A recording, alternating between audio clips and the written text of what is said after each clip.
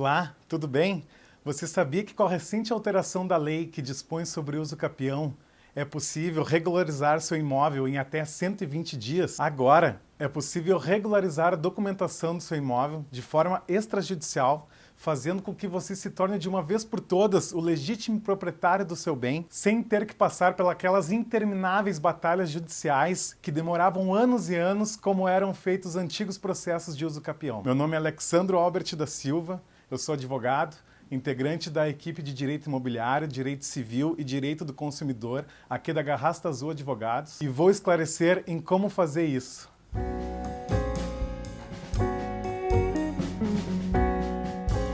Com as alterações do novo Código de Processo Civil, em conjunto com a Lei de Registros Públicos, foram introduzidas significativas inovações quanto ao uso do procedimento de uso capião para regularização de bens imóveis, podendo agora ser feito de forma extrajudicial, diretamente no cartório do registro de imóveis da comarca em que tiver situado o imóvel a ser usucapido, evitando aquela excessiva e desnecessária burocratização, desde que, claro, preenchidos os devidos requisitos legais e instruídos de alguns documentos básicos que veremos mais adiante nesse vídeo. Essas alterações reduziram drasticamente aquele elevado tempo de duração dos processos judiciais, que duravam anos e anos, que perduravam no tempo, fazendo com que até muitas vezes as pessoas desistissem ou deixassem de entrar com o uso capião, pois sabiam que o processo era muito demorado. Agora, com o uso capião extrajudicial, em regra, deverá durar até 120 dias.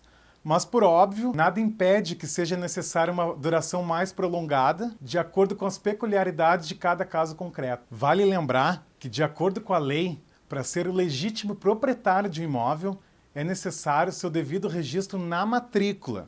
Ou seja, aquele velho e conhecido contrato de gaveta de promessa de compra e venda, para ter validade jurídica, necessariamente deve ser averbado no registro de imóveis. É aquele famoso jargão popular que diz, só é dono quem registra. Então, aquele contrato de compra e venda, que é o contrato de gaveta, se não for levado a registro, terá efeito apenas como uma cessão de posse, mas não de propriedade. Isso faz com que reduza radicalmente o valor do seu imóvel, pois sem escritura pública não é possível a utilização do FGTS, não é possível fazer um financiamento imobiliário, pois os bancos eles não financiam imóveis que não tenham escritura pública. Muitas vezes os bancos não fazem sequer um seguro, a não ser que o imóvel esteja totalmente legalizado. Além do mais, esses contratos de gavetas, eles são muito arriscados, pois o proprietário legal ou seus herdeiros, eles podem requerer o bem a qualquer momento. Ou também, eles podem ter o bem penhorado, em razão de alguma dívida, pois afinal, o imóvel está no nome dele. Ou até pior,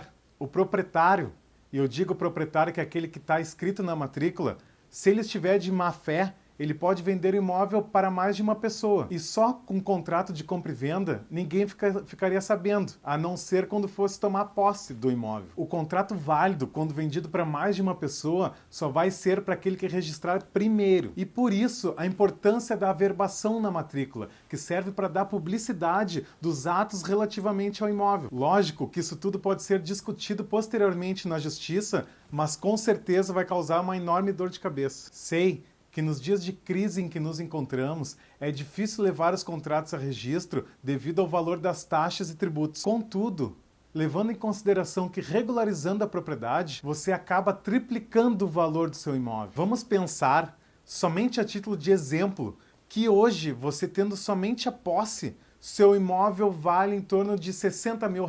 Se você fizer a regularização, tornando-se o proprietário registral, seu imóvel passará a ter um valor de mercado de R$180 mil. Veja que agora você não estará vendendo somente a posse do imóvel, e sim a propriedade. O imóvel estará livre de qualquer ônus. Agora, o comprador vai poder financiar o imóvel, utilizar o FGTS, fazer um seguro. Bom, e como funciona o pedido de uso capião extrajudicial?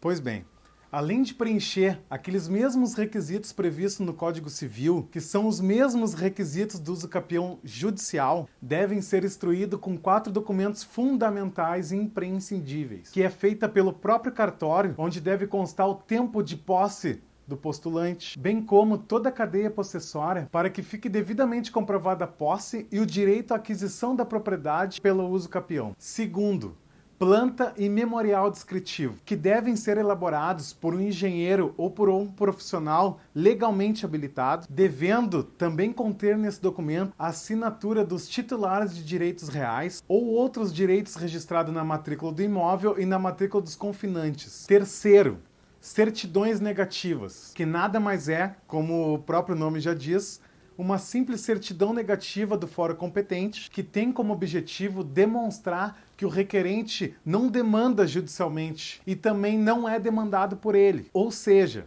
não existe um processo judicial envolvendo o imóvel em que se busca o uso capião. E o último e quarto documento é o justo título ou outro documento hábil. É a documentação idônea, comprovando o tempo da posse do imóvel e será complementar ao primeiro documento, que é a ata notarial. O justo título pode ser o contrato de compra e venda. Outro documento hábil pode ser uma conta de luz, uma conta de IPTU, fotos que comprovem o tempo de posse do imóvel ou qualquer outro documento pertinente. A principal alteração da lei que regula o uso capião veio, na minha opinião, corrigir um grande equívoco da lei anterior, que previa ser indispensável a concordância por escrito dos confrontantes e cônjuges nos pedidos de uso capião extrajudicial, sendo que o seu silêncio importaria como discordância. Ou seja, com a lei anterior, o confrontante, depois de notificado, tinha que se dirigir até o registro de imóveis e manifestar por escrito a sua concordância. Mas na prática, qual vizinho queria fazer isso? No entanto, com a nova lei, se as partes envolvidas no processo de uso capião extrajudicial permanecerem silentes, haverá a presunção de concordância do pedido. Veja que agora é o contrário. Se o confrontante não concorda com o uso capião extrajudicial, agora sim ele deve ir lá no cartório de registro de imóveis e manifestar a sua discordância por escrito. Outro sim, importante mencionar que, embora o silêncio seja interpretado como concordância, é necessária a notificação de todos aqueles que possuem direitos averbados ou registrados na matrícula, tais como proprietário, credores, usufrutuários e etc. Depois de tudo isso, o que se conclui é que o sistema ficou bem menos burocrático do que era. Hoje, por exemplo, o Ministério Público não precisa em nenhum momento ser intimado do procedimento, e também não é necessária homologação judicial. Entretanto, o procedimento deve ser absolutamente pacífico, sendo que a oposição expressa de quaisquer pessoas que possuam os direitos averbados na matrícula, ou mesmo dos confinantes, impedem o uso capião extrajudicial, sendo possível, contudo, pela via judicial. O mais importante é que o uso capião extrajudicial é um procedimento seguro e dá maior celeridade para a regularização de bens imóveis. Lembrando que para esse procedimento, obrigatoriamente, o requerente deverá estar sendo representado por um advogado. Bom, caso tenha ficado alguma dúvida sobre esse assunto, pode entrar em contato aqui pelo esse mesmo canal ou pelo Facebook ou Instagram e não esquece de entrar também no nosso site. Obrigado por assistir esse vídeo, um grande abraço, até a próxima.